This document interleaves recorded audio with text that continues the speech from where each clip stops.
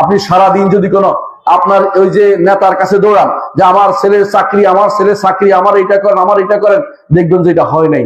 আল্লাহর কাছে কায়মন হবে কে রাতের অন্ধকারে কেঁদে ফেলেন, দেখবেন যে ওটা একটা খুঁজে এসে আপনার বলতেছে তোমার ছেলে একটা চাকরি দিব, ছেলেটা দাও। ব্যবস্থা কে করে দিছে? আল্লাহ। আল্লাহ ছাড়া কেউ এটা করতে পারবে না। আপনি যত আশা করেন মানুষের কাছে, আশা হত হবেন, ওই আশা কাজে লাগবে না। হ্যাঁ, কাফের আশা আল্লাহ দুনিয়াতে ফিরাই দেয় কেন? আখেরাতে কোনো প্রাপ্তি নেই, দুনিয়াতে যা ইচ্ছা তা দেয়। ঈমানদারকে আল্লাহ তাআলা পরীক্ষা করে দেখেন আল্লাহর কাছে ফিরে আসে কিনা, আল্লাহর কাছে ফিরে আসে কিনা। আমি একটা ঘটনা বলি শুনুন। মসজিদ নবীতে একদিন বসে আছি, এমন সময় একজন আসছে আমার কাছে আরবি শিখতে। তো বললাম যে আপনি জহির ভাই আপনি কি করেন? বলে বাংলাদেশে আমি একটা ভালো চাকরি করতাম, পুলিশের ছিল, ডিবি অফিসে চাকরি করতো। তো বলতেছে আমি আমার পরিবার চালাইতে পারি না, আমার যে আছে পাহারাদার আছে, সে মাশাআল্লাহ বিশাল বাড়িঘর করে ফেলছে, সেই রাগে আমি চাকরির চাইতে চলে আসছি, এই দেশে থাকি। আমি তো ভালোই তো, আপনার মাশাআল্লাহ আকীদা ঠিক আছে। আমি যে এলাকার, আপনাদের টাঙ্গাইলের কোন এলাকা জানি, যে আমি এই এলাকার মানুষ, আমি সহি আকীদার মানুষ, ভালো। তো আপনি কি ঘটনাটা বলেন তো, কেমনে কেমনে আপনি এই দেশে চলে আসেন? তো বলছে আমার একটা ঘটনা আছে শুনেন। তো ঘটনাটা বলতেছে কি, আমার নানা তিনি একজন পাক্কা আহলে হাদিস ছিলেন, দিনদার মানুষ ছিলেন, শিরিক পছন্দ করতেন না। তো তিনি যখন প্রথম আমার যখন মামা প্রথম মামা যখন জন্ম নেয়, তখন তিনি সফর করতেন, বেশি বেশি ব্যবসা করতেন। আইসা দেখেন যে মামার এখানে তাবিজ, একটা ছোট বাচ্চা তাবিজ দেয় না, অনেকে মায়েরা না বুঝে তাবিজ দিয়ে দিছে।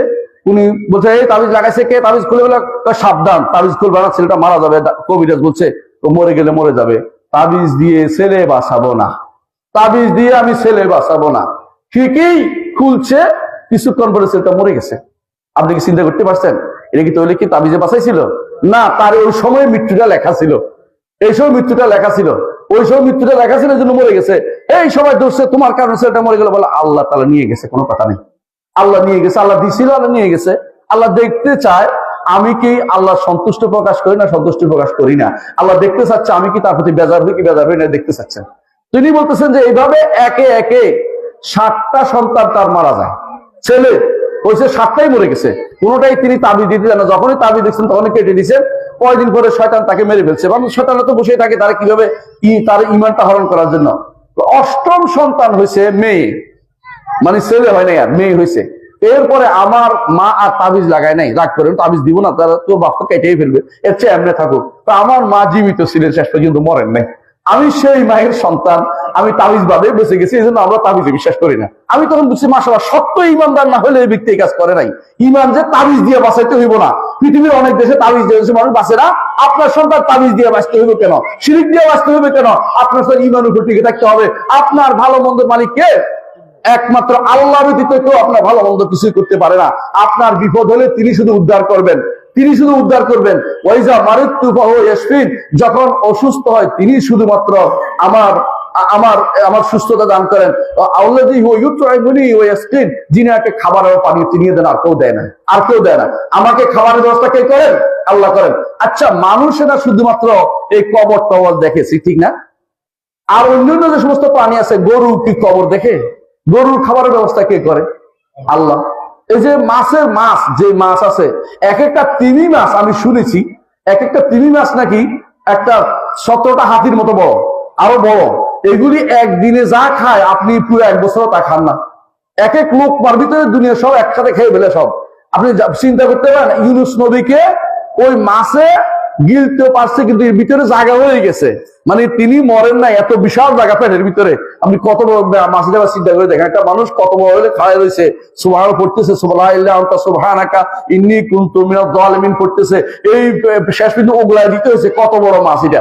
এত বড় মাছের খাবার কিন্তু আমার আল্লাহ দেন। ওরা কিন্তু মাজারে যাওয়া লাগে না, কবরে যাওয়া লাগে না, এবং কারোর উপর ধারণা দিতে হয় না। আল্লাহ তার খাবারের ব্যবস্থা করেন। একমাত্র মানুষ এবং আরেকটা প্রাণী আছে খাবার জমায়, এটা কি জানেন? পিঁপড়া। পিঁপড়া দেখবেন যে খাবার নিয়ে নিয়ে জমাচ্ছে, আর সবাই খেয়ে পেট পুড়াইয়া তার জায়গায় চলে আসে। আজকে আর দিলেও খাবে না, না দিলেও খাবে না, মানে তার পেট পুড়ে গেছে, শেষ। তার খাবারের ব্যবস্থা কিন্তু আমার আল্লাহ করেন।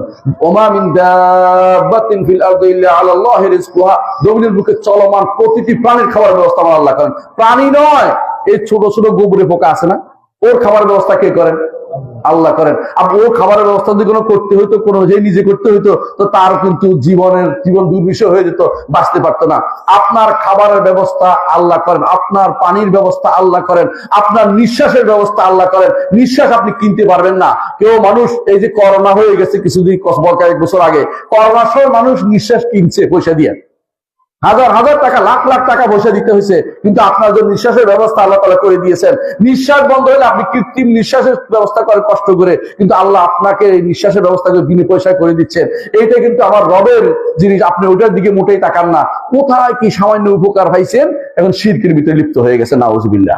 মনে রাখবেন, কেউ আপনার কোনো কিছু ভালো মন্দ করার ক্ষমতা রাখে না। এইটা আল্লাহর রুবুবিয়তের সাথে সম্পৃক্ত। আল্লাহকে রব মানলে তিনটা জিনিস মানতে হবে বলছে। একটা কি? তিনি আমার খালেক, তিনি আমার মালিক, তিনি আমার মুদাব্বির। তিনি আমার স্রষ্টা, তিনি আমার মালিক, এবং তিনি আমার পরিচালক। জগতের কেউ আমার কোনো উপকার করতে পারবে না।